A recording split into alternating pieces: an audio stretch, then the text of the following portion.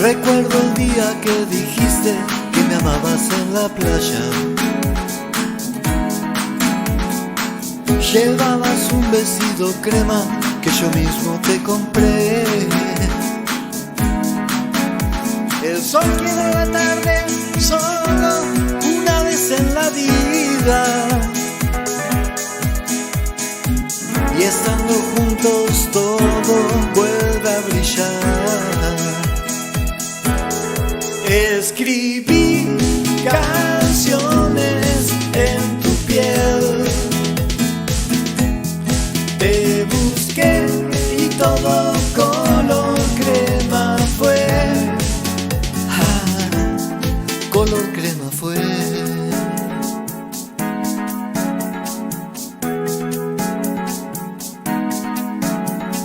Suavemente yo te fui sacando tu vestido crema. Miro sorprendido cómo juegas en la espuma del mar. Llegó la noche y en la arena olvidamos la ciudad. Mis huesos fríos se entibiaron entre tus ojos color té. Escribí canciones en tu piel, te busqué y todo color crema fue. Color crema fue. Color crema fue. Color crema fue. Color crema fue.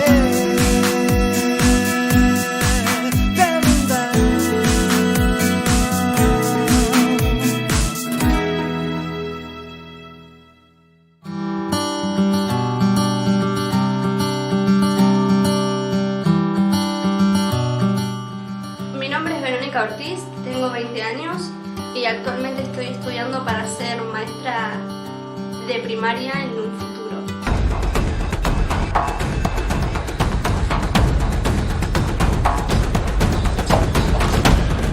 Encontré el Jiu-Jitsu hace 2 años porque una persona importante me lo recomendó. Desde que hago Jiu-Jitsu verdaderamente me siento mucho más segura. Me cambió la vida por completo. Entrenar para mí es algo muy lindo, acá se siente muy acompañada por todos mis grupos de compañeros que están acá adentro. Son de verdad grandes personas y cuando venís acá es otro mundo.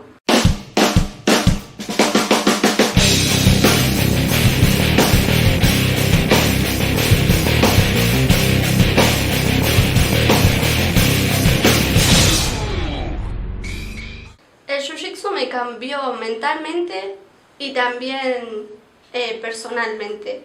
Me ayuda mucho en los momentos difíciles, me saca el estrés. Es una compañía muy grande porque cuando una persona está mal, viene acá y se olvida todo.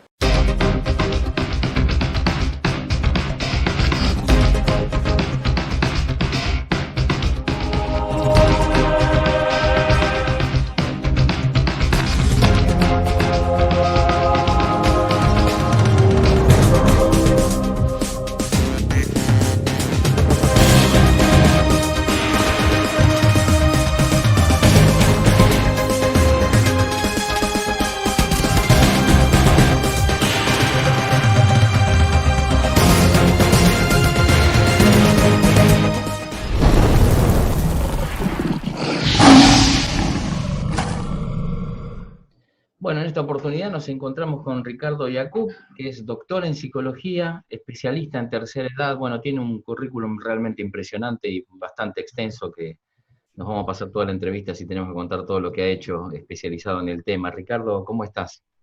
Muy bien, ¿cómo te va? Ricardo, tenía ganas de tener esta charla con vos acerca de esto último que nos viene pasando en estos días, que ha cobrado tanta notoriedad. No sé si estás al tanto que en un programa de espectáculos un conductor muy conocido tomó el tema de la vejez como algo para para usarlo de burla, ¿no? Diciendo que los viejos se transformaban en viejas, que mostrando que las operaciones, que esto, que lo otro, hablando de gente incluso que sufre y padece esto, ¿no? Y otros, que es más grave, festejándolo y tomándolo como humor. ¿Qué nos pasa a nosotros como sociedad, desde tu experiencia, con el tema de la vejez? Bueno, me parece una muy buena preocupación porque esto es uno de los principales prejuicios que hay sobre la vejez o sobre la edad, donde pareciera que ni siquiera tenemos reflejos, muchos, como para darnos cuenta de que esto es grave.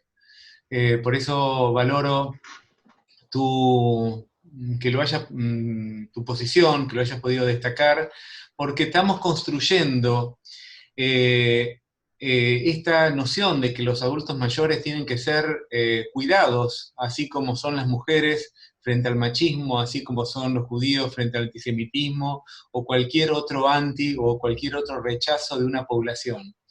Y este juego como chistoso que hicieron en el programa de Rial, donde varias veces incluso advierten de que la gente se va a molestar, es decir, en este caso no son inocentes los conductores, donde juegan con esta idea de que los hombres mayores se vuelven señoras.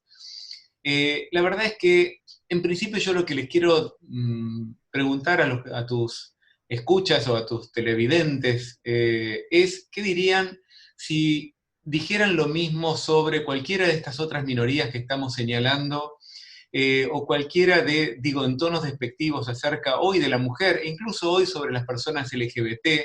Sería un escándalo todo esto. Y sin embargo, muy poca gente llegó a captar qué es lo que está pasando. Por suerte, la Defensoría al Público, con Miriam Lewin a la cabeza, lo destacó, lo está trabajando sobre la temática, y muchos de nosotros los gerontólogos estamos pidiendo que se retracte, que se vea, porque más allá de lo que pueda haber la intencionalidad de los conductores, lo que nosotros queremos es que estos hechos no se repitan.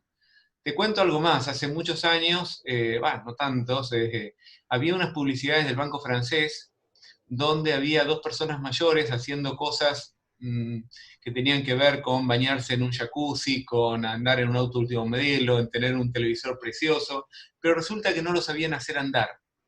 ¿Por qué? Porque los mayores tenían más dificultades con las tecnologías.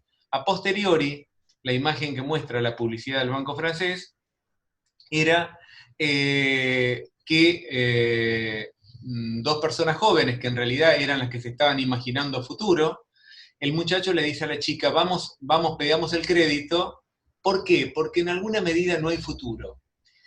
No lo decían tan claramente, pero estaba sobre el texto, estaba impreso esto. Bueno, por suerte lo pudimos hacer bajar. ¿Por qué? Porque en realidad estas cosas son contaminaciones culturales que tenemos, donde empezamos a naturalizar que ser viejo es ser feo, que ser viejo es triste, que sos inútil, es decir, y todos los etcéteras que nosotros podamos ubicar. Entonces, frente a esto, como frente a cuando las publicidades de cerveza critican a las mujeres o las dejan en un lugar de aminoramiento, como sociedad tenemos que saber responder. ¿Por qué?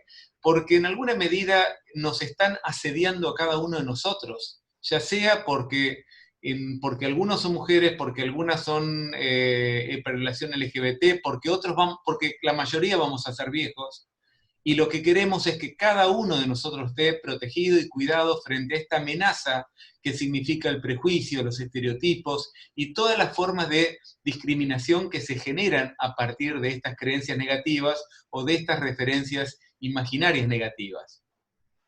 Entonces, creo que tenemos que empezar a tener en cuenta que este prejuicio llamado viejismo, que es el conjunto de las miradas negativas o exageradamente positivas que a veces hay sobre los mayores, generan estas creencias falsas que la ciencia no las considera válidas, pero que sin embargo dentro de la sociedad tienen un fuerte asidero. Entonces, frente a esto es donde nosotros tenemos que oponernos como sociedad para cuidar los derechos de cada uno. Ricardo, según tu experiencia, vos sos psicólogo, obviamente tenés una mirada mucho más científica y más acabada del tema. ¿Por qué nosotros tenemos esta tendencia a ridiculizar estas cosas con los más vulnerables en nuestra sociedad? Porque no es solamente con los viejos, es también con otras minorías, como has nombrado vos, pero es muy típico del argentino esto, ¿no? Digamos, ¿viste? El gaste, el chiste. Hay gente que realmente, porque yo he visto los comentarios en los distintos foros, y hay gente que dice, che, loco, pero esto es humor. ¿Qué nos pasa a nosotros? ¿Por qué somos tan diferentes culturalmente a otras sociedades que por ahí valoran más la vejez y nosotros lo vemos como esta propaganda que contaste vos recién del banco en la que no hay futuro? Mira, creo que en este sentido es condición del ser humano tener dificultades frente a los diferentes. Y de hecho tenemos un ejemplo tan cercano como fue Alemania, un pueblo que hoy puede ser ejemplar en muchos sentidos. Hace menos de 70 años fueron unos salvajes que mataron en nombre de la diferencia. Con lo cual digo, esto lamentablemente nos puede pasar a todos y por suerte los americanos tenemos menos problemas que los europeos que tienen una historia de odios mucho más acendrado. Entonces, en principio quiero como destacar esto porque digo, me parece que hay algo universal en, a veces es más fácil poner lo temido, lo negado para uno en el otro. Es decir, si yo ubico en alguien la debilidad, en alguna medida me salvo yo de esa debilidad. Si yo pongo en el otro la fealdad, me salvo yo de esa fealdad. Entonces, es un mecanismo que lamentablemente funciona en el ser humano y que a veces cuando uno dice mal de muchos, consuelo de tontos, es parte de este mismo mecanismo. Cuando, así como si le pasa a todo, yo me consuelo, si le pasa al otro, yo me distingo y en este punto me pasa menos. Incluso esto lamentablemente le pasa a los propios mayores, ¿no? Cuando uno muchas veces habla con gente que te dice, bueno, yo no estaré del todo bien, pero comparado con los otros mayores, yo estoy bárbaro. Entonces, son mecanismos que en alguna medida nos tranquilizan efímeramente. Y esto es lo que tenemos que tener claro, que es efímero esto. Por otro lado, lo que vos decías, ¿qué nos pasa como sociedad con la negación a la vejez? Creo que nuestra sociedad es rara con respecto a la vejez. Es decir, no tenemos quizás valores de otra época, ¿no? Donde uno veía, ya no, yo ando por los 50, no mis abuelos que ya fueron una generación que cambió, que se trastocó, pero en alguna medida lo que pasa en una generación que nació quizás en los años,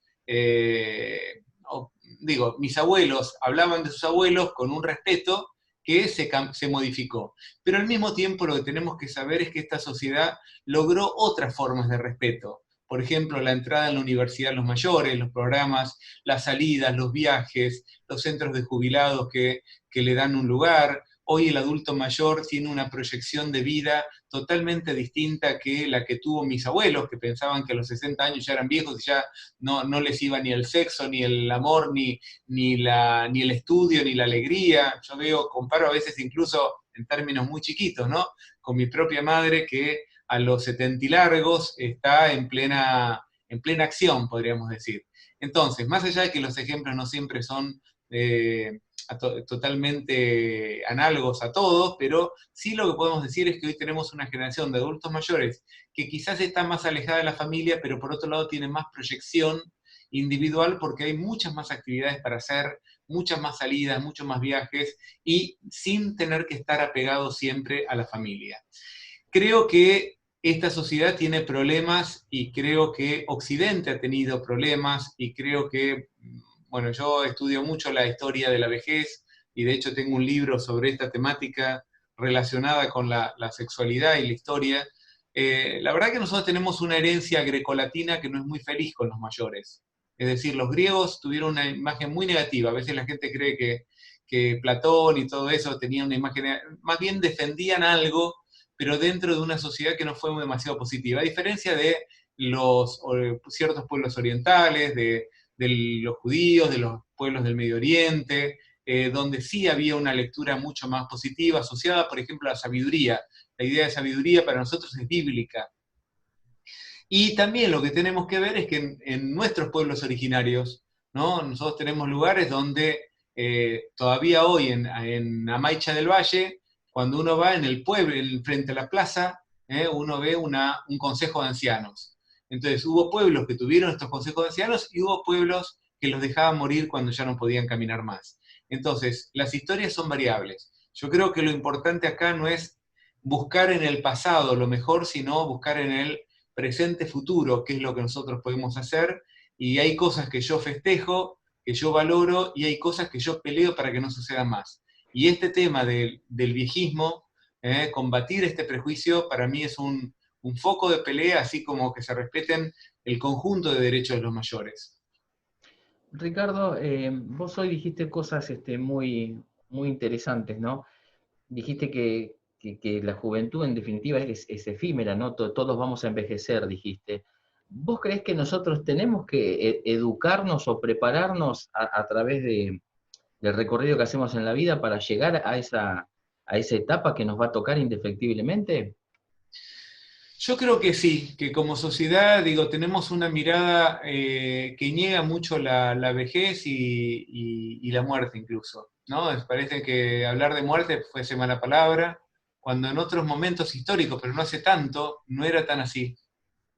Tenemos permanentemente un discurso anti-age, que lo escuchamos por todos lados, la crema anti-age, el producto, que la verdad que es un delirio, porque si algo queremos todos es envejecer, ¿no? Si no sería el suicidio colectivo después de la juventud, o no sé. El tema, obviamente, todos queremos envejecer de la mejor manera posible. Entonces, en vez de criticar la vejez, lo que tenemos que tratar es de aprender a que hay cambios que son negativos y hay cambios que son positivos, a que dentro de lo que pasa en la vida, como siempre, tenemos que tratar de buscarle la vuelta. Y en este sentido, hay muchas historias en Occidente en relación a esto. Los estoicos trataron de aprender acerca de cómo manejarse en esta etapa de la vida. Ciertas lecturas del cristianismo también trataron, de hecho San Agustín decía que, bueno, que había que, digo, con lecturas que uno podrá compartir o no, pero que intentaban tratar de explicar de qué manera uno podía llevar mejor esta etapa de la vida. Y básicamente creo que lo que tenemos que aprender es, en parte como sociedad, a que se puedan mantener los roles sociales a lo largo de la vida, porque una de las principales quejas del envejecimiento no tiene tanto que ver con ciertos condicionamientos físicos. Una de las críticas que en general la siguiente tiene es que se queda solo, que no tiene mucho que hacer, y que son cosas que podrían ser modificadas por un encuadre social distinto. Y que de hecho hay muchos mayores que están mucho más activos y que están haciendo cosas y que no lo sienten de la misma manera. Pero creo que a nivel personal uno debería tratar de no luchar siempre porque las cosas sean como fueron, sino que uno tiene que aprender a devenir, aprender de lo nuevo y tratar de ajustar lo máximo posible lo nuevo a lo que uno ya era. Hay una historia muy linda de Arthur Rubinstein, el famoso músico de pianista, que él siguió tocando, dando conciertos hasta los 90 y pico de años. Y cuando le preguntaron cómo hace usted para seguir tocando, él decía, bueno, yo no toco lo mismo, no tengo la fuerza para seguir tocando la misma cantidad de piezas, pero selecciono las que más me gustan, las practico con todo el esfuerzo que yo tengo, pero con toda la habilidad y la experiencia que yo conseguí a lo largo de casi 80 años de carrera de pianista o más. Y a partir de esto lo que hago es, cuando no me dan ya las manos, lo que hago es ralentizo la pieza. Es decir, en vez de tocarla con la velocidad de antes, la hago más lenta. Entonces así puedo seguir tocando. Entonces creo que en este sentido tenemos muchos ejemplos de esta valentía de no quedar acorazado en que si yo lo hacía de cierta manera, no puedo cambiar, y que si yo era X, no puedo cambiar en la vida. Todos cambiamos en la vida, y el principal desafío del ser humano a lo largo de toda la vida, valga la redundancia, es ser dúctil ante los cambios. Es decir, conservar lo más valioso que tenemos, pero saber justamente encontrarle la vuelta ante situaciones que nos van a pasar. La pandemia, ¿quién se imaginaba esta situación? Nadie, ¿no? Y hay gente que frente a la pandemia se enoja con el presidente, se enoja con el jefe de gobierno, se enoja con la cuarentena, y hay gente que dice, bueno, hay que saber esperar, hay que ser tolerante. Entonces, lo más fácil es enojarme. ¿Por qué? Porque nuevamente, como decíamos antes, pongo todo mi odio ante lo que me pasa a mí, ante mi propio miedo en el otro.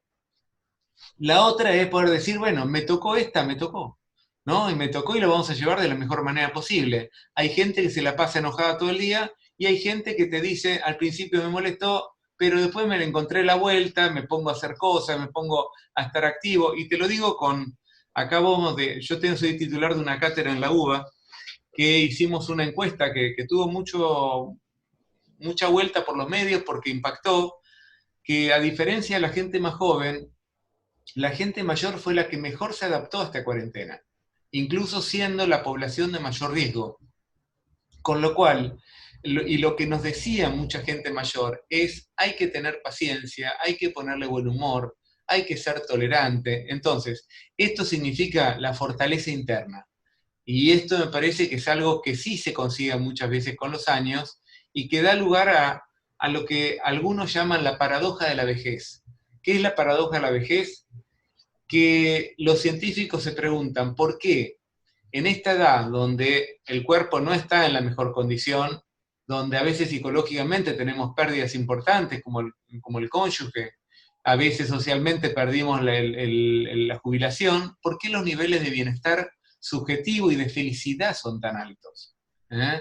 ¿Por qué? Porque la gente aprende a hacer algo con esto, aprende a manejarse con los cambios y justamente a veces uno cree que voy a ser feliz cuando tenga todo y pareciera ser que las reglas de la felicidad lo que nos marcan no es que es cuando uno tiene todo, sino cuando uno aprendió a manejarse con cierta tranquilidad frente a lo que no funciona, con cierta aceptación de ciertas cosas que uno ya no puede cambiar, pero al mismo tiempo con cosas que uno sí valora y uno sí cuida y uno sí protege.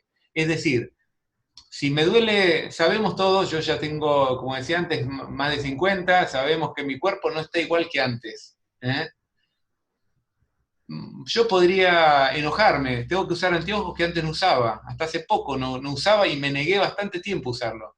Sin embargo, bueno, llegó un momento en que me dejé de pelear conmigo mismo, porque no tenía sentido, y porque si me duele algo tendré que tomar más pastillas, y me la tengo que bancar.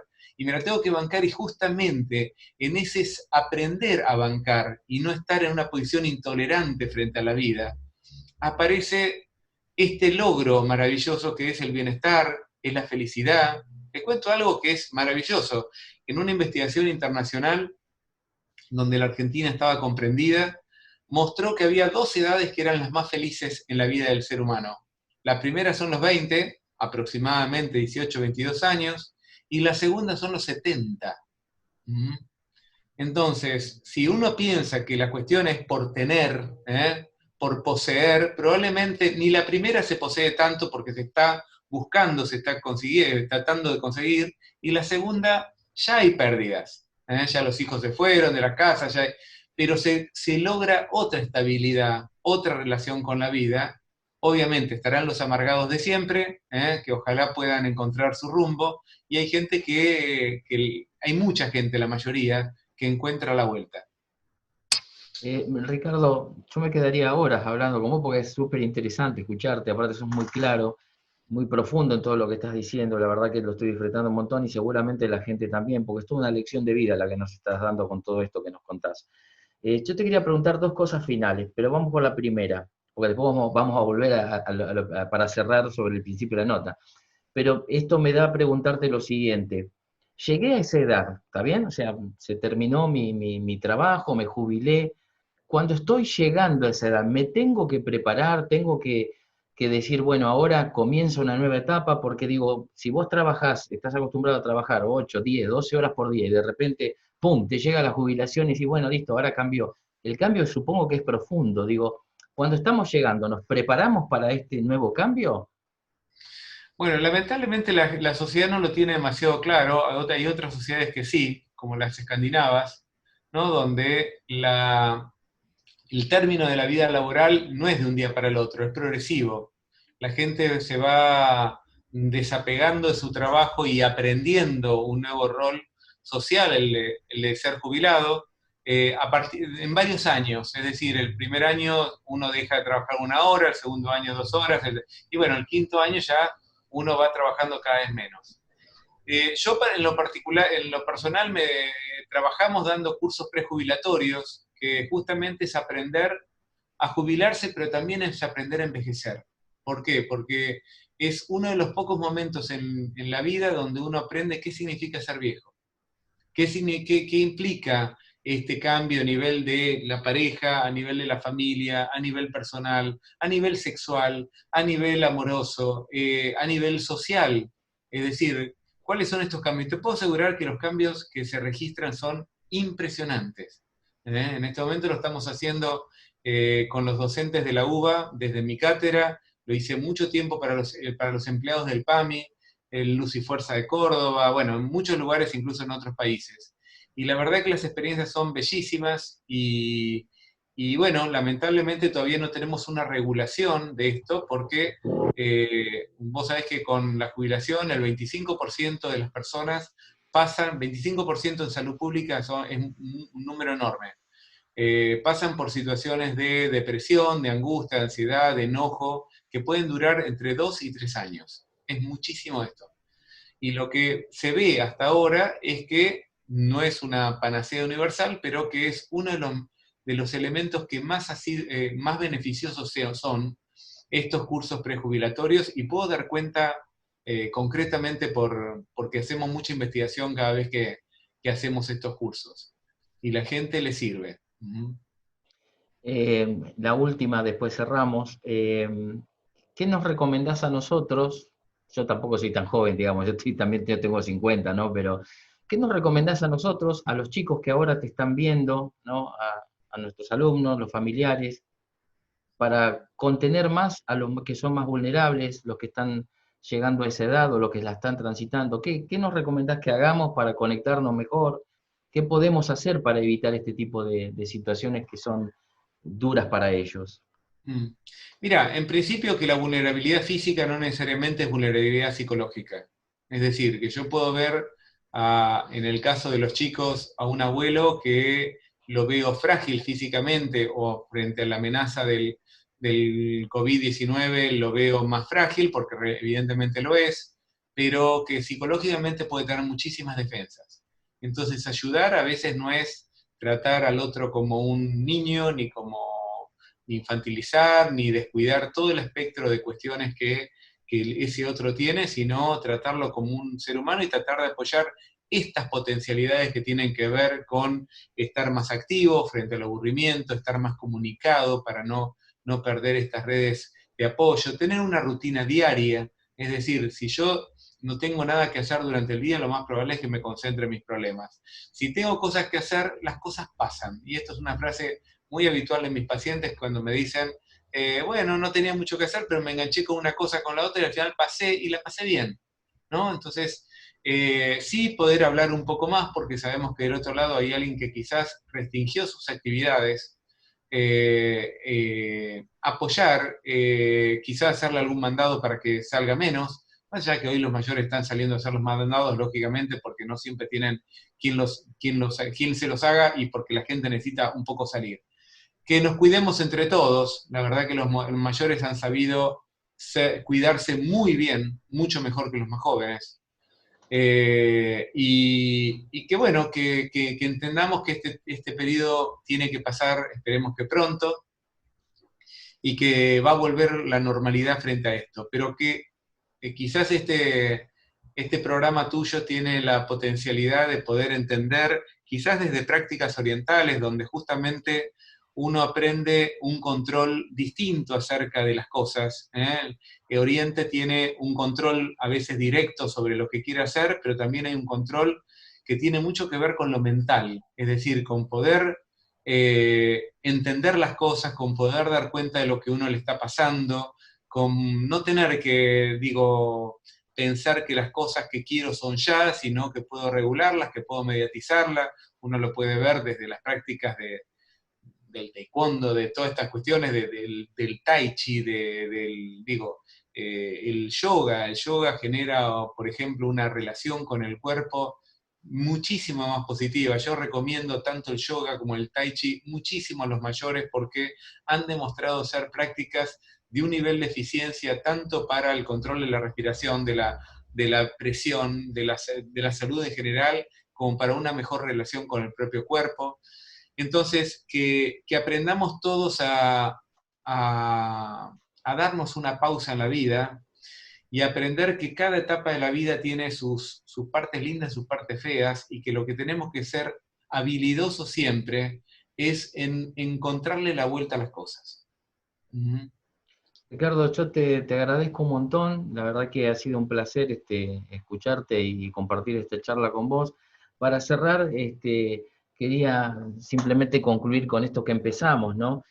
Que, que como sociedad me parece que nos debemos un debate para no fomentar estas cosas que no son graciosas, esto de los señores mayores que se transforman en señoras, el burlarse de las cuestiones físicas, de los cambios físicos, porque todo eso que hacemos, evidentemente, si lo permitimos, la sociedad no va a cambiar y los que vienen atrás nuestro, que en definitiva son ese futuro en el que depositamos tantas cosas, no va a haber un cambio. ¿Vos crees que va a pasar algo después de este debate, de lo que pasó, de la denuncia que se hizo en el INADI? Sí, yo creo que sí. Sí, va a pasar porque se han movido muchas cosas. Te digo que además, por lo menos hay cosas que se van a empezar a restringir y lo que es una labor de todos nosotros es tratar de utilizar esto para que no pase más. Es decir, entender que quizás esto que pasó hoy no tiene nada que ver conmigo como persona, no es el caso personal que sí me convoca por mi tarea, pero hay una famosa historia que adjudica a Bertolt Brecht, que dicen que primero vinieron a buscar a los comunistas, como yo no era comunista no me preocupé, después a los judíos, como no era judío, bueno, en algún momento me va a tocar, entonces tenemos que ser solidarios, porque la solidaridad no es solamente ser bueno con los otros, es ser consciente conmigo mismo, y ser consciente con que todos tenemos un lugar de vulnerabilidad, y que en la medida en que tengamos un Estado, una sociedad que nos sepa proteger, y que no haga humor de lo que no tiene humor, o que no haga, hay cosas que sabemos que no pueden ser puestas en chiste, ¿no? ¿Por qué? Porque además no solamente criticaron, se reían, parecés un travesti, fíjense que en estos últimos tiempos hemos logrado tener travestis o personas transgénero en lugares públicos. Estamos logrando que esa persona que antes tenía que dedicarse a la prostitución porque no tenía otro lugar, hoy pueda tener un lugar público y de respeto. Lizzie Tagliani misma, con todo un recorrido que sabemos que ella misma lo dice, se ha ganado al público. Es decir, sabemos que la riqueza está en la persona, no en las elecciones que haya hecho.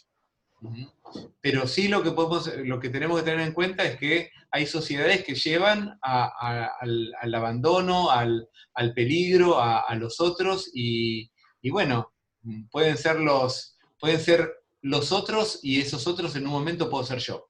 Entonces creo que tenemos que ser cautos, tenemos que saber que quizás lo que puede ser humorístico en ciertos ámbitos puede terminar siendo objeto de dolor para muchos, y que quizás ese chiste que le están haciendo del aseñorado, como decía en algún momento la negra Bernasi, que salió de ahí la idea, en otro momento en que estas cosas parecía que no se registraban, en realidad puede ser que mi viejo después se sienta avergonzado por esto, que yo cuando llegue a grande se rían de mí por esto. Entonces, es cierto que hay algunas cosas que el humor puede darle un relieve distinto, pero hay cosas que terminan afectando al ser humano y en ese sentido tenemos que ser cuidadosos de que nadie se sienta mal por estas cosas. Ricardo, muchísimas gracias, te agradezco profundamente la charla, ha sido un placer, esperamos en algún momento volver a convocarte para seguir hablando, y bueno, Dale. te agradezco mucho, y si hay algo que no te pregunté o quieras decir para despedirte, hacelo. No, simplemente que este tema cada vez la gente llega más grande, esto es un hecho demográfico y lo que tenemos que hacer es que este ser grande sea un momento muy placentero en la vida. Gracias, Como lo es para Ricardo. mucha gente. Muchas Nos gracias. vemos. Hasta luego.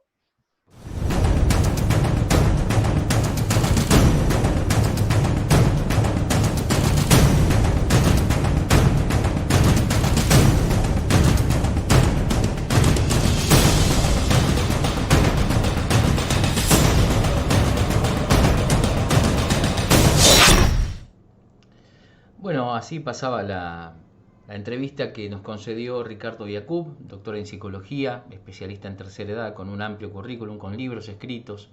Pueden visitar su página www.ricardoyacoub.com, donde pueden acceder a muchas de sus publicaciones. En fin, la verdad que ha sido un lujo, un placer, una enseñanza escucharlo, para reflexionar, para pensar sobre estas cosas que, vuelvo a repetir, no son graciosas. Y lo más grave es que lo hace alguien que está en un medio de comunicación masivo, porque no es un canal de YouTube, no es un streaming que lo ven 3 personas. Estamos hablando de un canal de aire, un canal que llega a todo el país, a toda Latinoamérica, y que fomenta esto de reírse de la vejez, de tomar incluso a personas que han fallecido para reírse. Murió siendo una señora, en referencia a Camilo VI.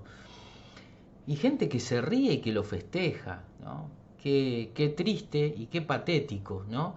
De parte de una persona que no solo me sorprende porque fue una de las primeras personas que habló y salió a apoyar la lucha de quienes padecían discriminación y todo lo demás, y que después, en una forma sorpresiva, se pone en un lugar de juez, en el rol digamos, de crítico absolutamente de todo, pero no de crítico de arte. Primero porque creo que no tiene esa capacidad intelectual para ser crítico de arte. Una persona con semejante nivel de mediocridad, de resentimiento y de odio hacia los demás, obviamente no puede criticar nada. Pero no criticó el arte, criticó el aspecto físico de las personas, diciendo que aquellas personas que tienen cierta edad, ¿no? Esto del hombre mayor convirtiéndose en señora y todas esas cosas que realmente son tristísimas y que no quiero analizar, porque la única contestación posible que se me había ocurrido, y que reconozco que no es lo más inteligente que puedo decir con cierto cuidado, es preguntarle a Rodrigo, ¿no? Si verdaderamente todos los que él considera que son viejos y que verdaderamente hay que simplemente descartarlos, haciendo que las personas sean remeras, ¿no? Que uno la usa y la tira. Preguntarle, ¿no? Si ya que él está tan confiado acerca digamos, de la plenitud y de la preponderancia, ¿no? De los estereotipos de belleza en lo que él cree y las edades en las que él cree. Bueno, yo tengo 50 años, yo no soy el mismo de cuando tenía 20, estoy más viejo, estoy más gordo, tengo panza, ¿no? Se me cae el pelo. Pero bueno, tranquilamente, si él está tan confiado, ¿no? Puede venir tranquilamente al dojo, ¿no? Y subirse al tatami conmigo, y ya que él es tan joven y tan fuerte y tan vital, seguramente él me va a poder someter en pocos segundos, o tal vez no sé. Tal vez se sorprenda, ¿no? De la capacidad que tenemos la gente más adulta o mayor para resolver ciertos problemas que no se resuelven con eso. En un momento lo pensé, les soy sincero, porque esto tiene que ver con la sinceridad. No tiene sentido en este canal, ¿no? No ser sinceros con la posición que uno toma. Pero después me puse a pensar que si yo respondo, ¿no? Esta idea que tuve, ¿no? De decir esto, ¿no? De decir, bueno, si vos realmente considerás que los viejos o la gente adulta es prescindible como para tomarla de objeto de burla, bueno, vení y probá conmigo, que yo tengo 50, y tal vez vos, con tu fortaleza y tu juventud, me vas a poder someter en pocos minutos o no. Pero es entrar en el mismo juego, es fomentar esta cosa de entrar en el odio por el odio mismo, ¿no? Y a mí me parece, primero estoy seguro, estoy convencidísimo que nunca se animaría a una cosa así, y que seguramente un viejo como yo le va a representar un problema mucho mayor de lo que él cree. Pero me da la sensación de que termina siendo como una especie de teenager, ¿no? Donde esto de no, vieron que en las redes sociales es muy común esto de escribir cualquier cosa, ¿no? Entonces, cuando se habla de opiniones o se habla de, digamos, de temas importantes, siempre hay alguno que salta y escribe cualquier cosa, insulta, agrede, total está en la impunidad. Y uno lo puede entender de los más chicos, pero él es un muchacho grande, por no decir otra cosa. Nosotros a los adultos los tenemos que cuidar, los tenemos que proteger, porque son vulnerables, pero hay una cosa muy importante que nos deja la entrevista, ¿no? La entrevista que tuvimos con Ricardo Yacoub. Y es precisamente esto, ¿no?, que quiero señalar y que me parece lo más importante, ¿no? Y es el hecho de que la juventud es efímera, todo es efímero y tarde o temprano vamos a estar nosotros en ese lugar. Y una de las cosas muy lindas, tal vez poéticas, pero también dramáticas y también peligrosas, es el hecho de esto que comentó Ricardo en la entrevista, ¿no?, cuando citaba a Bertolt Brecht. Primero fueron por los comunistas, pero no me preocupé porque yo no era comunista, hasta que un día vinieron por mí. Y ahora pasa exactamente lo mismo. Ahora nos parece gracioso, porque tal vez no estamos ahí. Pero tarde o temprano, tal vez seamos nosotros los que estemos ahí. Y no tenemos que permitirles a estos mocosos y a estos otros adultos que acompañaron a este mocoso a fomentar, ¿no?, que esto sea gracioso, que esto sea para reírse, o que esto sea el modelo que se quiere bajar a través de un medio masivo de comunicación. Porque ¿saben qué es lo más peligroso? Que tal vez haya gente que después les cree. Y después haya gente que el día de mañana siga pensando que este es el camino. Y saben una cosa, este no es el camino. El camino es otro. Pero depende de nosotros que le abramos la puerta o se la cerremos.